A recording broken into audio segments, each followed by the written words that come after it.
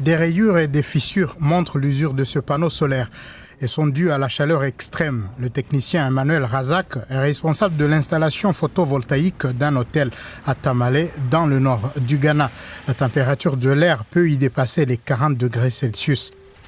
Les panneaux solaires sont souvent exposés à près de 70 degrés.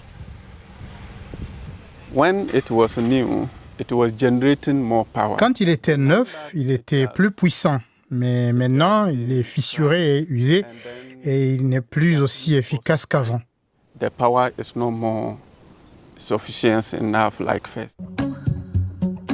Le Ghana souhaite que l'énergie solaire représente 10% de son approvisionnement en électricité d'ici à 2030. Mais le stress thermique peut réduire de près d'un quart le rendement des panneaux au point d'abréger leur durée de vie. Plus au sud, dans la deuxième ville du Ghana, Kumasi, des chercheurs de l'université Kwame Nkrumah des sciences et technologies tentent de trouver une solution. L'ingénieur électricien Sayed Abdul Ganiyou étudie des moyens de lutte contre la perte de performance causée par le stress thermique. Il utilise un nouveau type de panneau solaire encore largement méconnu en Afrique. Le capteur photovoltaïque thermique ou capteur PTV produit de l'électricité comme un panneau solaire classique. Mais en même temps, il transfère l'excès de chaleur via un système de tubes remplis d'eau qui refroidissent le module. Cette chaleur est transmise à l'eau qui peut ensuite être récupérée une fois de l'autre côté. L'eau qui circule absorbe la chaleur du panneau, refroidit les cellules et augmente l'efficacité par rapport à un système photovoltaïque. Pour faire simple, les systèmes PVT sont plus performants et plus durables. Nous avons utilisé un logiciel de simulation pour simuler le rendement de ce système sur 25 ans. Nous avons réalisé que le taux de dégradation sur 25 ans du PVT était estimé à 12,3% contre 15% pour le PV solaire. Le système PVT se dégradera donc probablement plus lentement.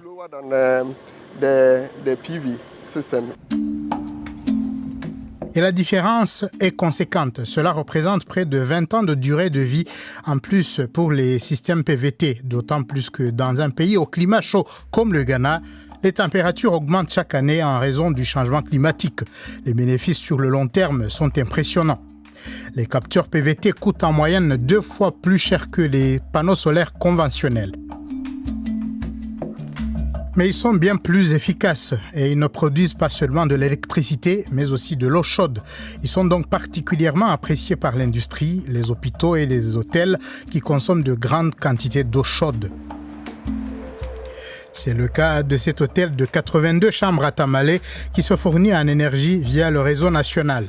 Le directeur de l'hôtel estime que le passage au PVT pourrait réduire considérablement les coûts énergétiques. Avec l'approvisionnement autonome en eau chaude et tout le reste, notre facture serait considérablement réduite. Pour donner un ordre de grandeur, je dirais que ça pourrait représenter une diminution de 40% de nos factures. Les capteurs PVT pourraient offrir une alternative prometteuse pour permettre au Ghana d'atteindre ses objectifs ambitieux en matière d'énergie solaire. D'autant plus que les habitants sont de plus en plus conscients des problèmes liés au stress thermique qui affectent les panneaux solaires.